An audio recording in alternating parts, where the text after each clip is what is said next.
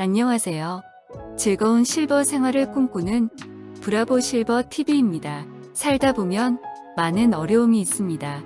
그 중에 경제적인 어려움이 제일 서럽고 가슴 아픈 일인데요. 우리나라 복지 제도 중 경제 취약층, 저소득자 중 기초생활수급자와 차상위계층에게 지원을 해주는 제도가 많이 있습니다. 하지만 이런 자격 요건이 안 되어서 복지 사각지대에 있는 경제 취약계층 중에서 갑작스럽게 어려움이 닥쳐서 돈이 필요한 일이 생겼을 때 긴급히 지원을 받을 수 있는 긴급지원과 긴급지원 대상자에 대해서 알려드리겠습니다. 시작하기 전 구독, 좋아요 한 번씩만 눌러주세요. 브라보 실버 TV 만드는데 큰 힘이 됩니다. 감사합니다. 정부에서 경제 취약계층 중 기초수급자와 차상위계층에 해당하지 못해 복지 사각지대에 있는 사람 중 갑작스러운 위기 상황이 생겨서 도움이 필요할 때 신속하게 지원하기 위해 긴급지원을 하고 있습니다. 긴급복지지원법에 따라서 지원하는 제도인데요. 대상자는 생계곤란 등 위기 상황에 처한 사람 또는 그 가구 구성원이 해당됩니다. 2023년 긴급지원의 종류는 금전 또는 현물 등의 지접지원이 있습니다. 여기에는 생계지원, 의료지원, 주거지원, 사회복지시설 이용지원, 교육지원, 그 밖의 지원이 해당됩니다. 또 민간기관, 단체와의 연계 등의 지원이 있습니다. 대한적십자사, 사회복지기관, 단체로의 연계 지원이 있습니다.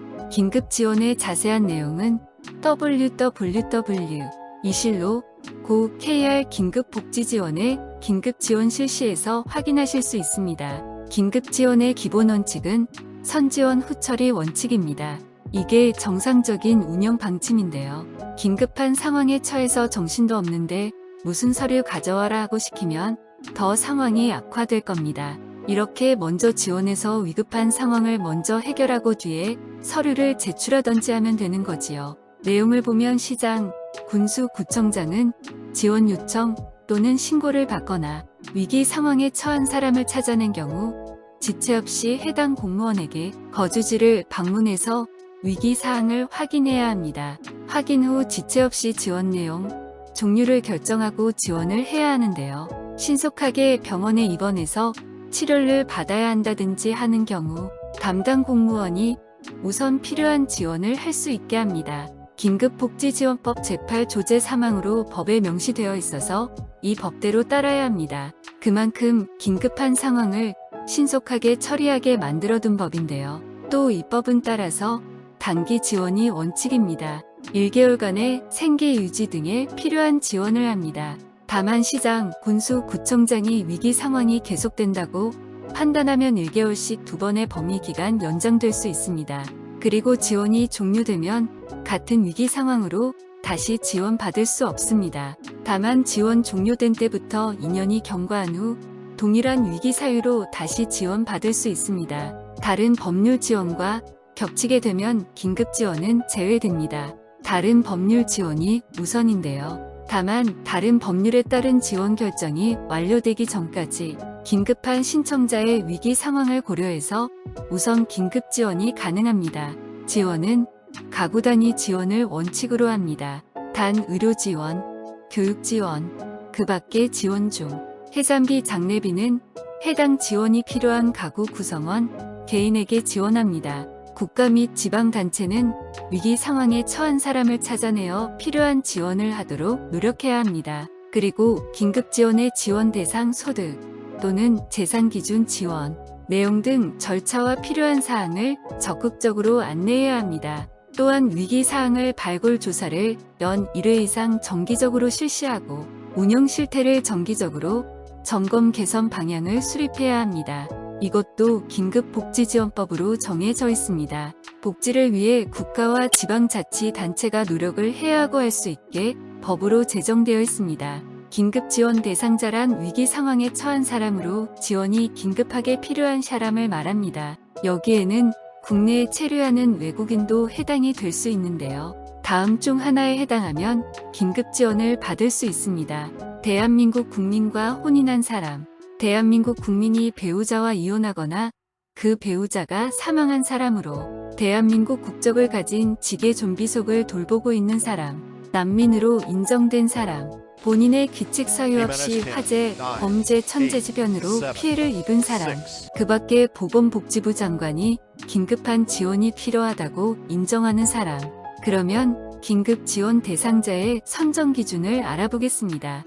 본인 또는 본인과 생계 및 주거를 같이 하고 있는 가구 구성원은 위기 상황이 발생해 생계 유지 등이 어렵게 된 경우, 위기 상황이란 본인 또는 그 가구 구성원이 다음 하나에 해당되는 걸 말합니다. 주소득자가 사망, 가출, 행방불명, 구금시설에 수용되어 소득을 상실한 경우, 중한 질병 또는 부상을 당한 경우, 가구 구성원으로부터 방임 또는 유기되거나 학대 등 당한 경우, 가정폭력을 당하거나 가구 구성원으로부터 성폭력을 당한 경우, 화재 또는 자연재해로 거주하는 주택, 건물에서 생활하기 곤란한 경우, 주소득자 또는 부소득자의 실지, 휴업, 폐업 또는 사업장의 화재 등으로 실질적 영업이 곤란하게 된 경우, 가구원의 보호, 양육, 간호 등의 사유로 소득활동이 미미한 경우, 국민기초생활보장법에 따른 급여가 중지된 경우, 국민기초생활보장법에 따라 급여를 신청했으나 급여의 실시 여부와 내용이 결정되기 전이거나 수급자로 결정되지 아니한 경우, 수도, 가스 등 공급이 그 사용료의 체납으로 상당한 기간 중단된 경우, 사회보험료, 주택 임차료 등 상당한 기간 동안 체납된 경우, 그 밖에 위에 준하는 사유가 있는 경우, 올해 추가된 사유는 출소자의 가족 구성원이 미성년자인 형제자매 또는 산정특례 대상인 중증, 희귀, 난치 질환자로만 구성된 경우, 범죄 피해자가 기존 거주지에서 생활하기 곤란하여 이전하는 경우가 추가되었습니다. 이 외에도 많은데요. 자세한 사항은 www.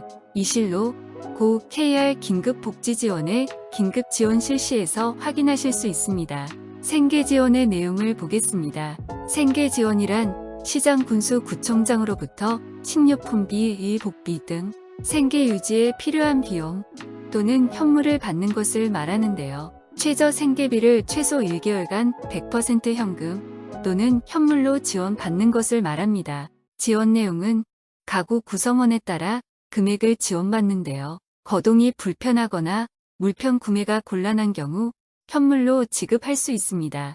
1인 62만 3,300원, 2인 103만 6,800원, 3인 133만 400원, 4인 162만 200원, 5인 189만 9,200원, 6인 216만 8,300원. 가구 구성원이 7명 이상일 때 1명 증가 시마다 26만 3,800원씩 추가로 지급합니다. 현금은 계좌로 지급해야 하지만 긴급지원 대상자가 계좌가 없거나 최신 관서가 없는 지역에 거주하면 현금으로 지급할 수 있습니다.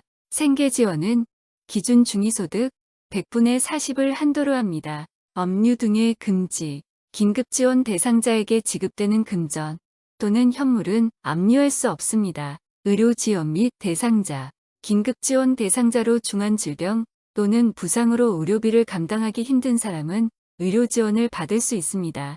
지원 방법, 의료법에 따라 개설된 의료기관, 지방의료원, 보건소, 보건의료원 및 보건지소 약국 300만 원의 범위에서 지원합니다. 지원 횟수 1회 실시합니다. 1회 지원 후에도 위기 상황이 계속되면 긴급지원심의위원회를 열어 1회 추가 지원을 받을 수 있습니다.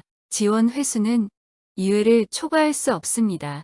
주거 지원, 시장, 군수, 구청장에게 임시거소를 제공받을 수 있습니다. 다만 임시거소 제공이 곤란한 경우 소요되는 경비를 지급받을 수 있습니다. 주거 지원의 한도액은 지역별 가구 구성원 수에 따라 다릅니다. 대도시를 예로 들면 1명에서 2명 39만 8천원, 3명에서 4명 66만 2,500원, 5명에서 6명 87만 4,100원. 가구 구성원이 7명 이상이면 1명 증가할 때마다 대도시 10만 5,800원, 중소도시 6만 9,300원, 농어촌 3만 9,800원씩 추가 지급합니다. 지원기간은 1개월간 지원하고 1개월씩 2번 연장 지원할 수 있습니다. 이번 연장 지원에도 불구하고 위기 상황 계속되면 추가 지원할 수 있습니다. 다만 지원기간 합해서 총 12개월을 초과할 수 없습니다.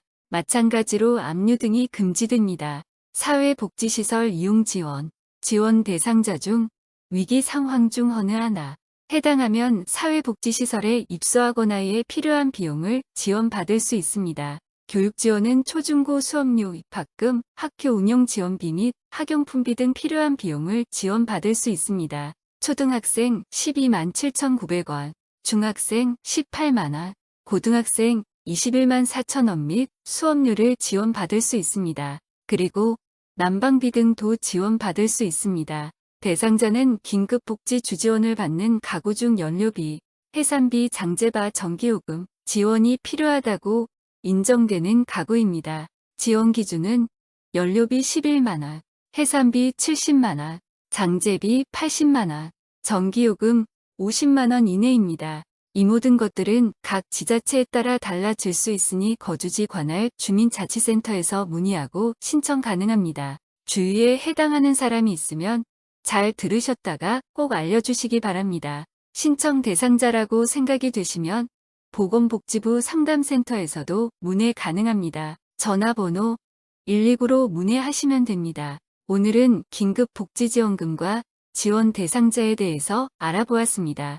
복지가 좋은 나라, 어려울 때 힘을 주는 나라가 선진국이고 국민이 안심하고 살 수 있는 나라입니다. 내가 주위에 도와줄 형편이 못 되더라도 이런 정보를 알려주시는 것만으로도 많은 도움이 됩니다.